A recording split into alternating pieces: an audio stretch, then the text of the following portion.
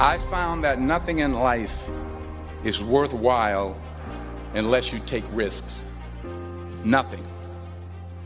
Nelson Mandela said, "There is no passion to be found playing small and settling for a life that's less than the one you're capable of living."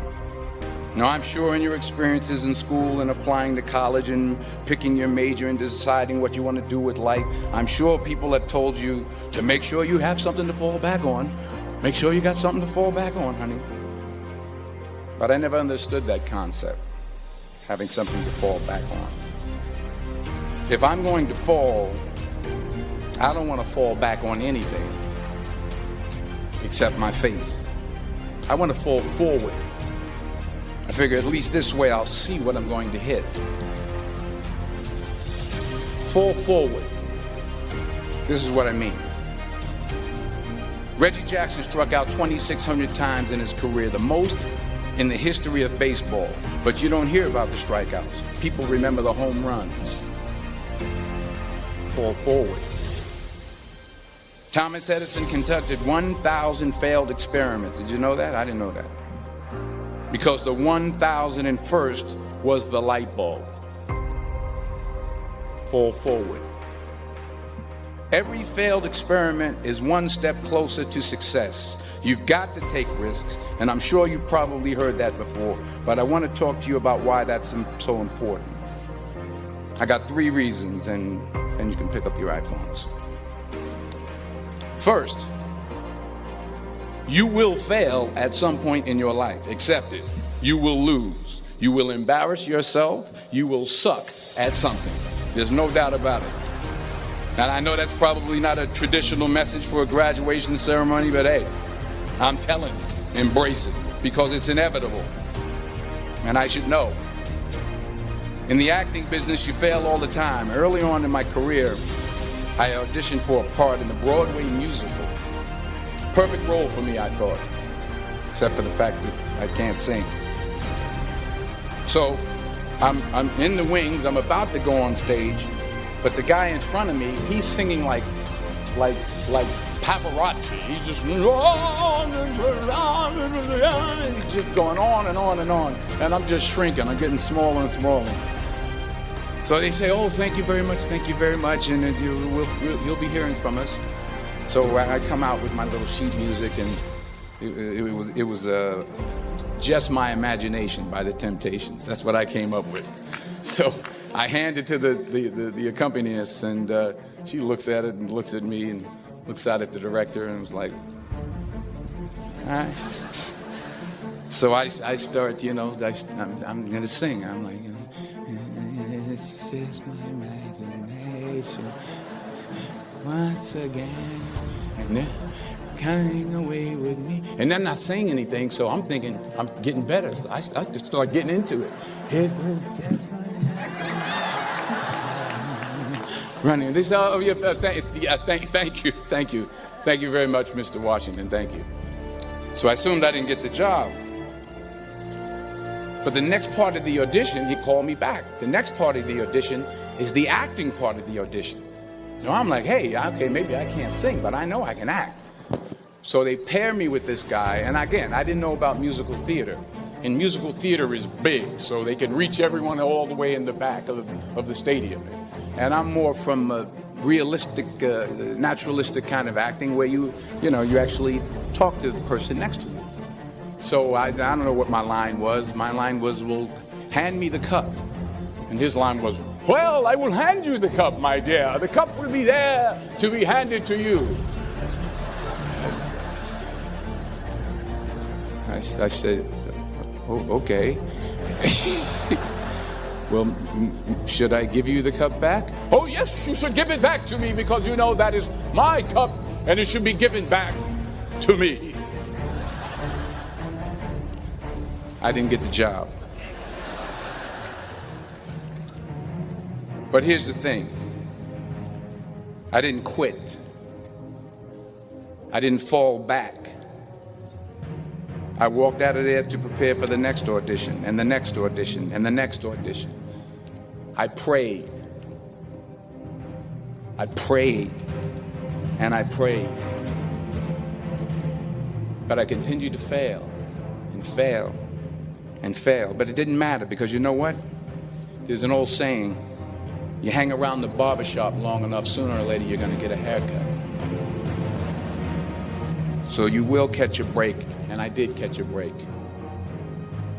Last year, I did a play called Fences on Broadway. So someone talked about it. Won the Tony Award.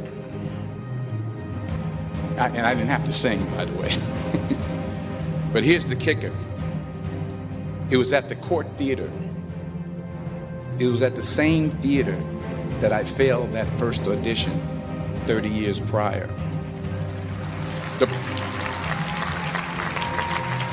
The point is, and I'll pick up the pace, the point is, every graduate here today has the training and the talent to succeed. But do you have the guts to fail? Here's my second point about failure. If you don't fail, you're not even trying.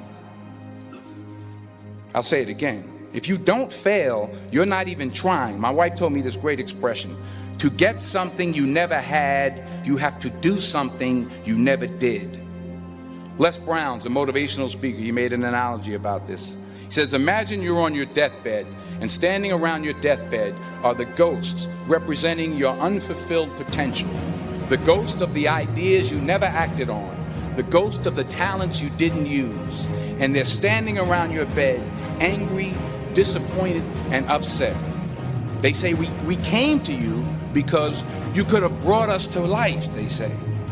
And now we have to go to the grave together. So I ask you today,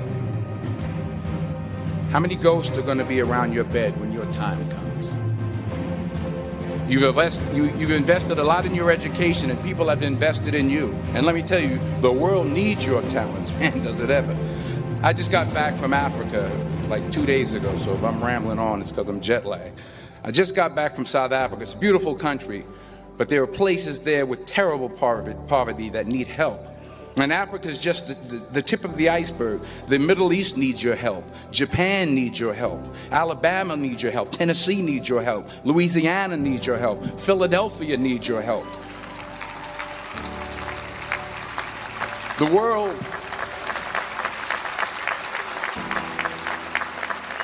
The world needs a lot, and we need it from you. We really do. We need it from you young people. I mean, I'm not speaking for the rest of us up here, but I know I'm getting a little grayer. We need it from you, the young people, because remember this. So you got to get out there. You got to give it everything you got, whether it's your time, your talent, your prayers, or your treasures. Because remember this. You will never see a U-Haul behind a hearse.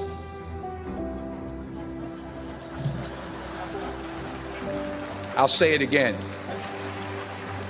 You will never see a U-Haul behind a hearse. You can't take it with you. The Egyptians tried it, and all they got was robbed. So the question is, what are you going to do with what you have? I'm not talking about how much you have. Some of you are business majors. Some of you are theologians, nurses, sociologists. Some of you have money. Some of you have patience. Some of you have kindness. Some of you have love. Some of you have the gift of long suffering. Whatever it is, whatever your gift is, what are you going to do with what you have? All right, now here's my last point about failure. Sometimes it's the best way to figure out where you're going. Your life will never be a straight path. I began at Fordham University as a pre-med student. I took a course called the cardiac morphogenesis. I still can't say it. Cardiac morphogenesis. I couldn't read it. I couldn't say it. I sure couldn't pass it. So then I decided to go into pre-law, then journalism. And with no academic focus, my grades took off in their own direction. Yeah, down. I was a 1.8 GPA one semester, and the university very politely suggested that it might be better to take some time off. I was 20 years old. I was at my lowest point.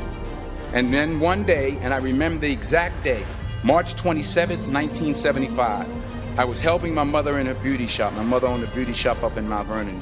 And there was this older woman who was considered one of the elders in the town. And I didn't know her personally, but I was looking in the mirror, and every time I looked at the mirror, I could see her behind me, and she was staring at me.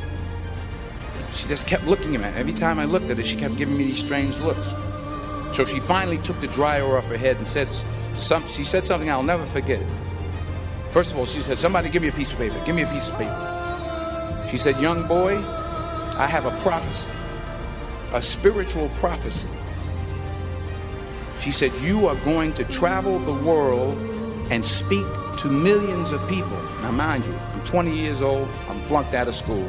In fact, like a wise ass, I'm thinking to myself, maybe she's got something in that crystal ball about me getting back into school next fall. But maybe she was on to something, because later that summer, while working as a counselor at the YMCA camp in Connecticut, we put on a talent show for the campers. And after the show, another counselor came up to me and asked, "Have you ever thought about acting? You're good at that." So when I got back to Fordham that fall, I got in and I changed my major once again for the last time. And in the years that followed, just as that woman prophesied, I have traveled the world and I have spoken to millions of people through my movies. Millions who up till this day couldn't see me, who up till this day I couldn't see while I was talking to them, and they couldn't see me. They could only see the movie. They couldn't see the real me. But I see you today, and I'm encouraged by what I see. And I'm strengthened by what I see. And I love what I see.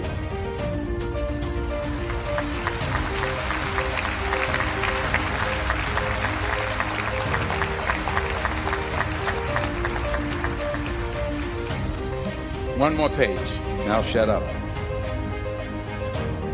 Let me conclude with this one final point, and actually the president kind of brought it up. It has to do with the movie Philadelphia. She stole my material. Many years ago, I did this movie called Philadelphia. We filmed some of the scenes right here on campus. Philadelphia came out in 1993. Most of you are probably still in diapers. Some of the professors too. But that cracked me up. But it was a good movie. Rent it on Netflix. It's a good movie. Rent it. I get 23 cents every time you rent it. Please, rent it. True. Parents up there, rent it. Netflix, please. Tell your friends too. It's about a man played by Tom Hanks who's fired from his law firm because he has AIDS. He wants to sue the firm, but no one's willing to represent him until a homophobic ambulance chaser lawyer played by yours truly takes on the case. In a way, if you watch the movie, you'll see everything I'm talking about today. You'll see what I mean about taking risk or being willing to fail. Because taking risk is not just about going for a job. It's also about knowing what you know and what you don't know. It's about being open to people and to ideas. In the course of the film, the character I play begins to take small steps, small risks. He very, very, very slowly begins to overcome his fears. And I feel ultimately his heart becomes flooded with love. And I can't think of a better message as we send you off today. To not only take risks, but to be open to life, to accept new views, and to be open to new opinions. To be willing to speak at a commencement at one of the best universities in the country, even though you're scared stiff. While it may be frightening, it will also be rewarding.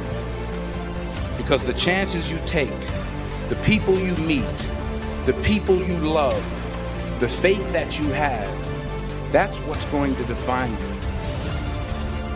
So members of the class of 2011, this is your mission. When you leave the friendly confines of Philly, never be discouraged. Never hold back. Give everything you've got. And when you fall throughout life, and maybe even tonight after a few many glasses of champagne, remember this: fall forward.